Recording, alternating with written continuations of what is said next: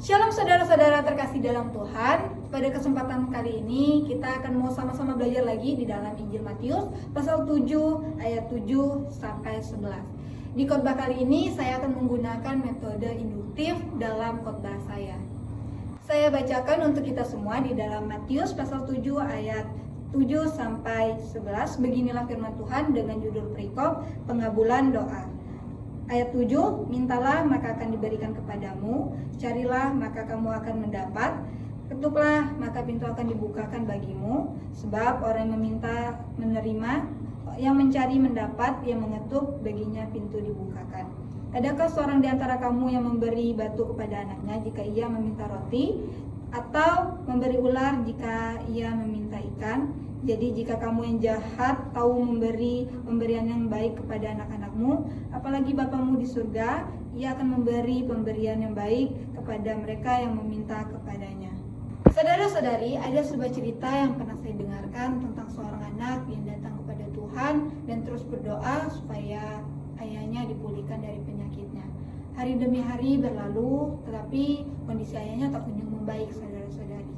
Tetapi dia tetap datang kepada Tuhan, dia tetap meminta kepada Tuhan dengan iman yang percaya kepada Tuhan. Suatu ketika ayahnya pulih dari penyakitnya, tetapi tidak hanya kondisi ayahnya yang membaik, namun kepribadian anak ini juga menjadi pribadi yang lebih percaya, lebih bertekun kepada Tuhan, dan tetap percaya kepada Tuhan.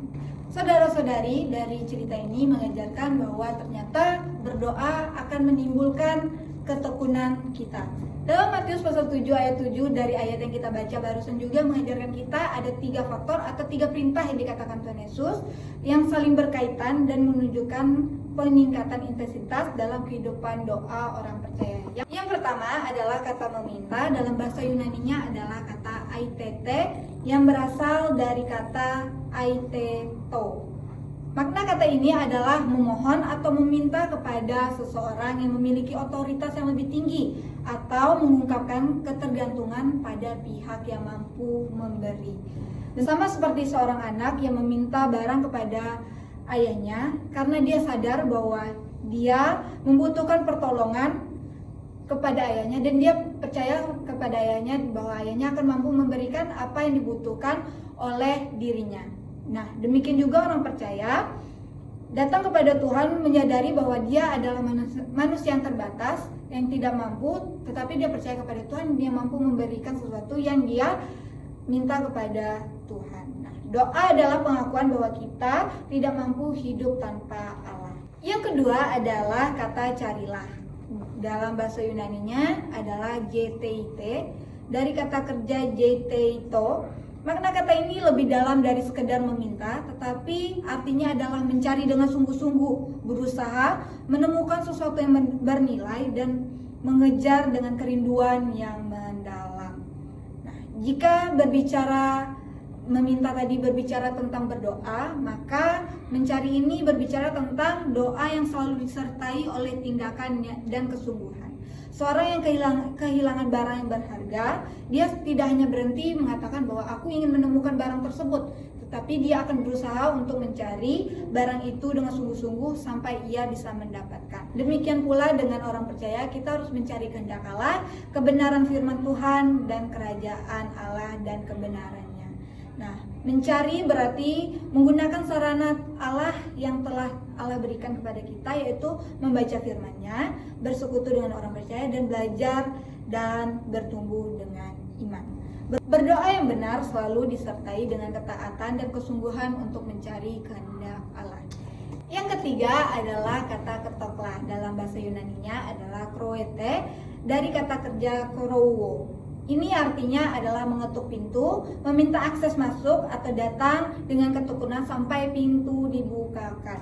Ini menggambarkan ketekunan di dalam doa. Orang yang mengetuk pintu tidak langsung pergi setelah pintu diketuk satu kali saja, tapi ia menunggu, mengetuk lagi, dan tetap berharap pintu akan dibukakan baginya. Sama seperti orang yang ingin bertamu ke rumah orang lain, dia tidak hanya mengetuk lalu pergi, tetapi ia menunggu pintu dibukakan baginya. Di dalam kehidupan rohani, seringkali jawaban Tuhan tidak datang secepat yang kita inginkan. Namun Yesus mengajarkan agar kita tetap bertekun dan tetap berharap kepadanya. Ketekunan di dalam doa menunjukkan bahwa iman kepada Allah dan kepercayaan pada waktu Tuhan, serta keyakinan bahwa Allah mendengarkan setiap doa kita. Orang yang berhenti mengetuk menunjukkan bahwa ia kehilangan pengharapan, tetapi orang yang terus mengetuk menunjukkan bahwa ia percaya Allah akan membukakan pintu baginya di waktu yang tepat. Saudara-saudari, dari ayat ini juga mengajarkan kita ada janji Tuhan bagi orang yang bertekun. Yesus memberikan jaminan di ayat ke-8, dia bilang, karena setiap orang yang meminta menerima, dan setiap orang yang mencari akan mendapatkan, dan setiap orang yang mengetuk baginya pintu akan dibukakan. Perintah yang Yesus berikan kepada kita juga bukanlah sekedar janji palsu, tetapi janji yang bersifat pasti, bukan hanya mungkin menerima atau mungkin mendapatkan atau mungkin dibukakan, tetapi yang meminta akan menerima, yang mencari akan mendapatkan, dan yang mengetuk akan dibukakan. Jawaban Allah mungkin berbeda dari apa yang kita bayangkan, tetapi Allah selalu menjawab sesuai dengan kehendaknya yang sempurna. Terkadang jawaban Tuhan itu ya, tunggu atau tidak, karena dia akan menyediakan sesuatu yang lebih baik untuk kita. Namun Allah tidak pernah mengabaikan doa anak-anaknya. Dalam Matius pasal 7 ayat 7 sampai 11 ini mengajarkan kita bahwa ada 3 tingkatan ketekunan di dalam doa. Yang pertama adalah mintalah, kedua mencarilah, dan ketiga adalah ketoklah.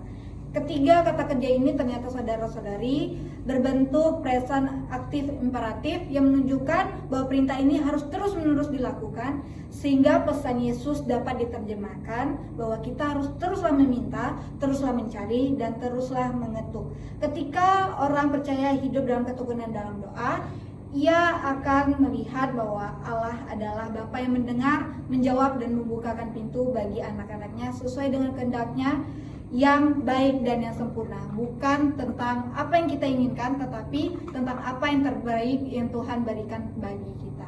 Jadi saudara-saudari, dari khotbah ini mengajarkan kita bahwa ternyata doa tidak hanya membangun relasi kita sama Tuhan, tetapi juga membangun ketekunan kita saat berelasi sama Tuhan. Dan percayalah bahwa waktu Tuhan adalah waktu yang terbaik untuk kita semua, dan yang terbaik akan datang pada waktunya Tuhan.